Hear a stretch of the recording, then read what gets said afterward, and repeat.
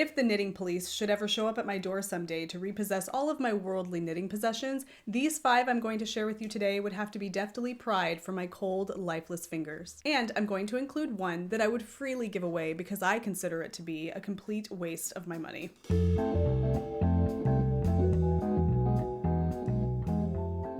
Hello, hello, hello, and welcome to the Wool Needles Hands Midweek Ramble. My name is Taylor, and I will be your host. And in today's video, I want to share with you 5 supplies/knitting accessories that I own that I find to be absolutely essential. Now, of course, all of this is relative and personal, but all of these things, to me, would be what I would have to have with me if I were ever stranded on a deserted island and needed supplies so I could get right down to business with my knitting. Now, before we get into all of that, I want to remind you to head over to woolneedleshands.com where you can sign up for the Wool Needles Hands monthly newsletter. You can also submit video suggestions for future videos in the Wool Needles Hands tip line. Today's video topic actually came from the tip line and it was suggested by a viewer, so thank you. You can also shop my patterns, be linked off to Ravelry, be linked off to the merch shop, and so much more. So definitely head over there to check it out. Also, today's video is brought to you by Fiber for the People hand-dyed yarn, which is my hand-dyed yarn business. I'm having a shop update this Saturday at 10 a.m. Pacific Standard Time. Head over to Fiber for the People on Instagram, also fiberforthepeople.com to learn more. All of those links are down below in the description box. The first item that I have that I value so much and obviously use for my knitting is my yarn stash storage location. This is a yarn cabinet that was built for me by my husband and my dad back in 2011, and I have had it hanging proudly in my home since then. It is becoming a little over full, and I have noticed I need additional baskets to store some yarn, but it is a lovely kind of way to not only store my yarn, but to display my yarn. I am fortunate to live in a location, a part of the world where moths are really not much of a problem. I live in the Southwest United States in Henderson, Nevada, near Las Vegas, Nevada. It is dry and arid here, and we just don't have a moth problem. So having my yarn exposed has really never been an issue. So I am fortunate for that because I absolutely love this yarn cabinet. If you have the opportunity to display your stash, I highly recommend that you do it because it really shows you not only the yarn that you have, but it gives you an idea of the vibe of your stash and kind of your color preferences and textural preferences. And all of that information is just really inspiring and gives you a good jumping off point for deciding future projects. Okay, this next item is absolutely essential in my mind. Folks will tell you it's not, and that is fine. Everybody has their opinions. But if you are a new knitter and you do not have this next item, I highly encourage you to invest in one. You don't have to purchase the most expensive one. You just need one. And that is a ball winder. I have a beautiful Stanwood Needlecraft heavy duty ball winder that is kind of dirty because I keep it out in my garage where my dye studio is, and it gets a lot of use. But this is the one that I have. It connects to a table right here and it latches down, and then you have all of the different instruments here to wind your yarn. It's beautifully smooth. Listen to that baby hum. It's so well made. The craftsmanship is just gorgeous. I love this green color. It's heavy duty. I mean, I think this thing probably weighs like, I don't know, maybe like 5-6 pounds. It's hefty. I don't actually know. Now I'm tempted to find out, but it's hefty, heavy duty. Everything on this, except for obviously this part up here, and then these little cog wheels right here. Everything else is metal. Oh, and the handle, of course. Everything else is heavy duty metal. I swear by this ball winder. They do make cheaper models, and those models work great, but if you want to go ahead and invest and you can afford it, get this one. I love this one. It makes big cakes. It makes small cakes. It's just an all-around great ball winder. I highly recommend it. I've had it for several years now. It gets a lot of love and I don't even look back. Absolutely love this. And again, it's by Stanwood Needlecraft. I will link to mine down below. All of this is listed over in my Amazon. You can go check out all of my Amazon links by following the links down below for Wool Needles Hands, but I'm going to link to this individually because I highly, highly recommend this one. It's absolutely beautiful. And if you keep it inside, away from just, you know, I have to clean this quite often because it can get dusty. But if you keep it inside, you can keep it nice and presentable. But, you know, considering that this lives in my dye studio, it does get little fibers in it, but it looks really nice. And it's so functional. I absolutely love it. Now, you can't speak about a ball winder and talk about how essential that is if you don't have a yarn swift. So again, I'm going to tell you, you can use the back of a chair or your husband or partner's arms or a friend or whatever, all you want, and that is fine. However, I'm going to tell you that these swifts that you see here, umbrella swifts, hello, these are not that pricey.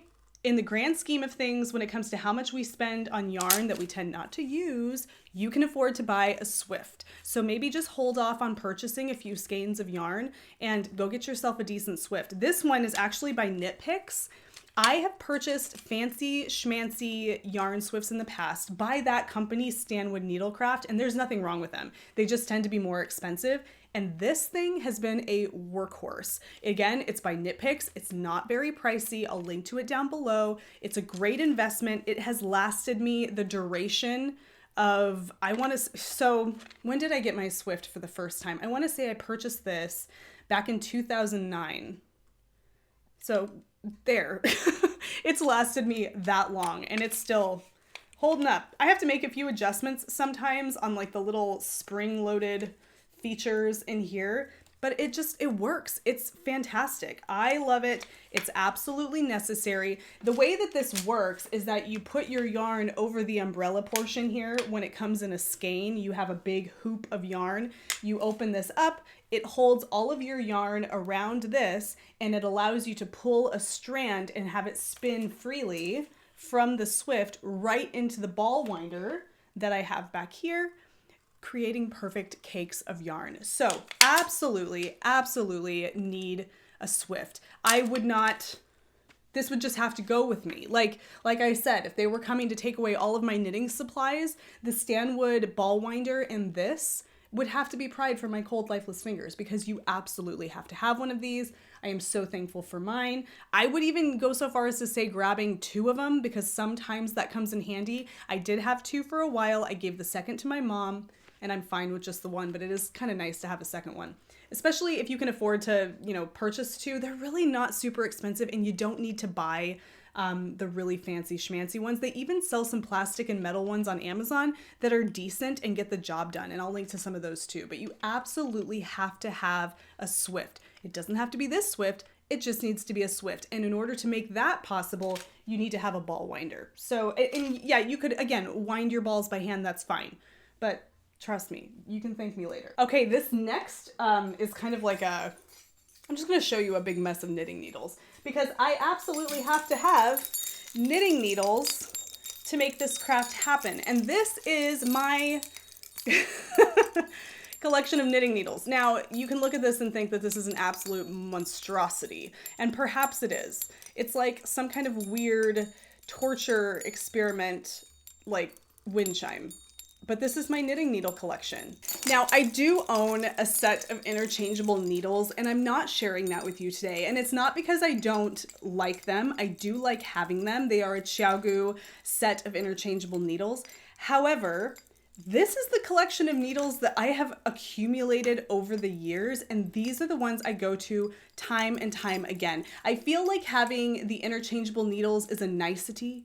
Is that the right way to use that word? It's nice having them, but if I had to, hand them over, I would, but I wouldn't hand over this collection of knitting needles, because each of these needles has been purchased on separate occasions for a particular project. And I have duplicates. I have so many size 1 knitting needles. I have a lot of size 6s and size 7s. There's a couple different brands, but if you know anything, I'm sorry about the sound. We're adding a little background music. But if you know anything about Xiaogu, you can see that that is my go-to knitting needle. So that's my needle of choice. Okay, I'm gonna set this down. Almost every single one of those knitting needles is a 40-inch knitting needle. Because I am a magic looper and I am currently, or newly, a 2-at-a-time sock knitter, I really don't find use for anything smaller than a 40-inch cable, because I can knit pretty much anything I want with a 40-inch cable using magic loop. Now, I know that some of us just can't do magic loop, and that would mean that you need to have various different cable lengths for various different projects, and that's totally fine. But for me, the way that I knit, 40-inch cable length just does the trick for me for all of the projects that I want to knit. Sometimes I'll purchase a longer cable length, and actually I'm expecting UPS or FedEx to drop off a Chiaogu size 15 60-inch cable because I'm doing a baby blanket and I need that extra length. And so I purchased that needle and I add it to my collection. I like the idea of adding things to your tools and collections as you go and as you need them. I just like that idea. I think having the set of interchangeable needles that I do have is nice, but it's just not the thing I reach to most often. When I see a pattern and it requires a particular needle, I walk here into my office and I go up to my weird knitting needle storage situation and I find the one that I need, and chances are I have it. And if I don't have it, I kind of get excited about adding a new set of needles to my collection. So those are my knitting needles. I absolutely have to have them, and that assortment that I have back there, as chaotic as it seems, is absolutely essential to me. Okay, this next particular, I guess you could call this a tool. I don't know what you would call this really, just an item. I introduced her to you, not for the first time, but I introduced her to you on the episode of the podcast most recently. And this is Gladys, my dress form. Now, she is not a super fancy dress form. She's just a dress form that I purchased on Amazon. I'll link to that down below as well. You can get the really fancy, special dress forms that expand and all of that. But that's not why I have her. I don't have her because she and I are the same size, because we're not. I have her because she's great at displaying my knits. Not necessarily the ones I finished, but the ones that I'm in the process of finishing, or that I'm working on. And the reason why she's so important to me to display those things is because she kind of helps reinvigorate my interests in particular projects that tend to be languishing or frustrating me, or I forget how much I love them. She's there for me. So right now, for example, my Franken sweater, if you've been watching the podcast, you know what this is. My Franken sweater is on Gladys. She was wearing my Versal sweater, which is another unfinished object, but now she's wearing my Franken sweater because I just ripped out the bottom of the sweater to mend it, to fix it in terms of length, which that's a topic for the podcast on Sunday. But she's wearing it because I need the motivation to work on this project. Whenever there's a sweater or something that I haven't seen in a while, or I just kind of forget what it looked like and why I was inspired to knit it, I pop it on Gladys. She shows it off to me and I realize, I remember now. This is beautiful. I want to start working on this again. Thank you, Gladys, for showing me all the reasons I was knitting this to begin with. So it's something super simple. And I know some of us, like a mannequin this size, she might be just way too small, or she might be too big, depending on your body shape and size. And you can get mannequins that fit your body shape. And in some cases, you're going to need something that allows you to see the garment on a body similar to your own. But don't get too nitpicky if it's not going to be perfect. You just need it to fit the garment. You just need it to be able to hang the garment there. That's not a hanger, because you don't want to put your knits on hangers and just leave them.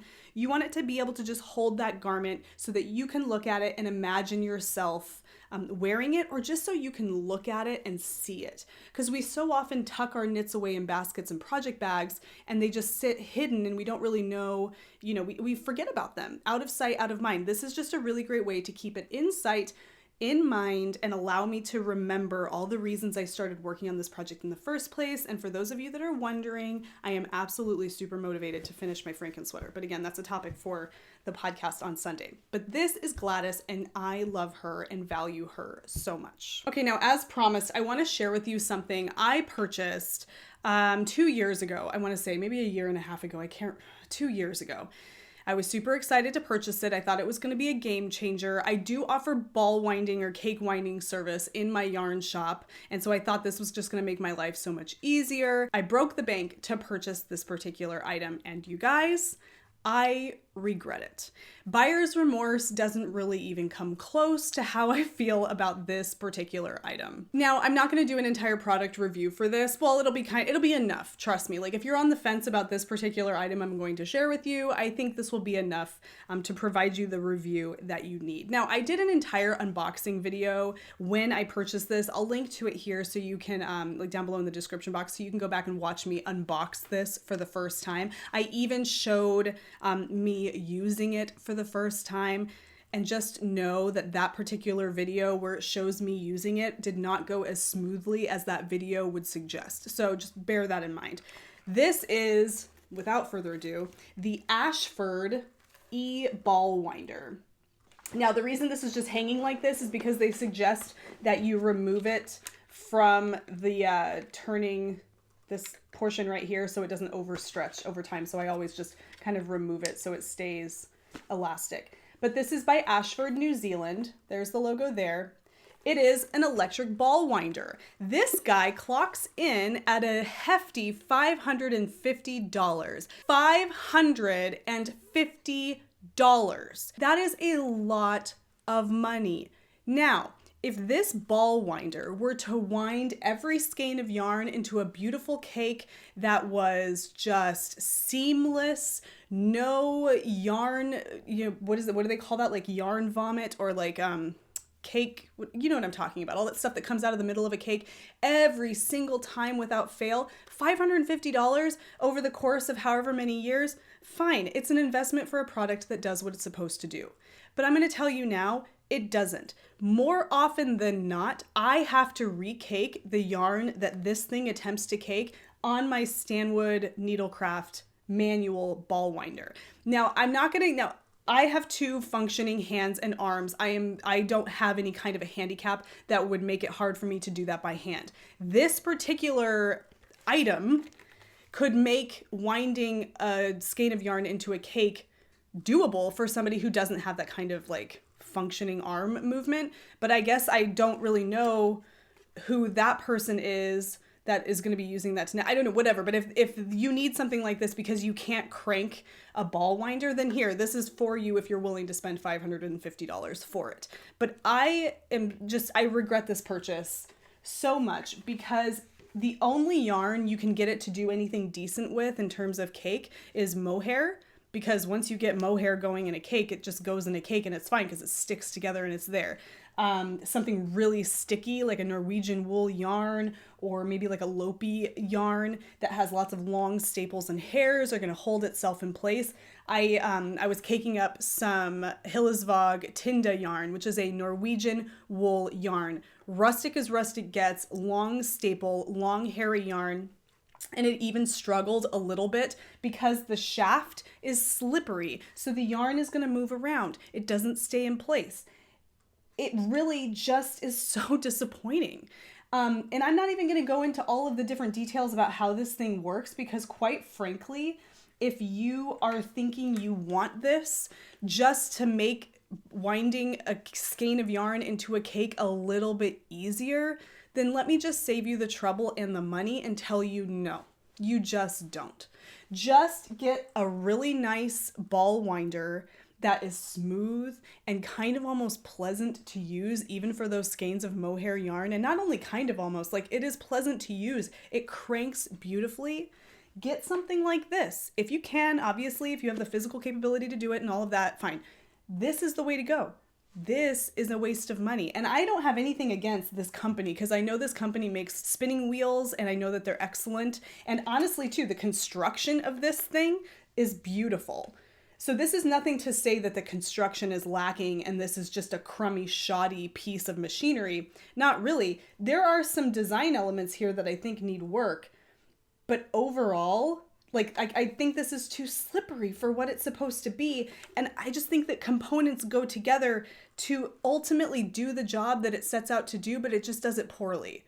I don't really know what to tell you other than that it's not worth $550 in terms of how much success you're going to have and the level of frustration that comes with this. It's easy to set up, it's easy to figure out how to use, but getting it to make a cake that you don't have to rewind yourself or that doesn't get bunched up and become a mess, that is one of those things that is just, that frustration is just not worth the money. So I'm sorry, Ashford, New Zealand, the electric ball winder, a regrettable purchase on my part, not worth $550. I know, I'm just sweating even thinking about it.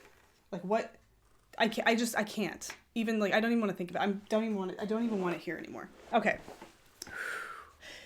I need like to burn sage. Please let me know down in the comments what items, what tools you have in your, knitting possessions that you could not live without, that would have to be pried from your cold, lifeless fingers should the knitting police ever come round knocking. Because I'm curious to know, I know that this is very personal and we all have very different experiences with the tools that we use. We kind of think about them in ways that are very unique between individuals. And so I'd love to know what you guys have in your collection that you just absolutely couldn't be separated from. I thank you so much for taking the time to chat with me about these things today. It is always so lovely to be able to sit here with you and share some of these rambling ideas that I have. Today is absolutely no exception. If you took any value or enjoyed yourself during this video, please don't forget to give the video a thumbs up. Definitely subscribe and hit the bell icon to be notified anytime I upload new content here on the channel, which is every Wednesday and every Sunday. Until then, happy knitting, happy making, happy whatever it is that you're doing. Take care, be well, and I will see you soon. Bye.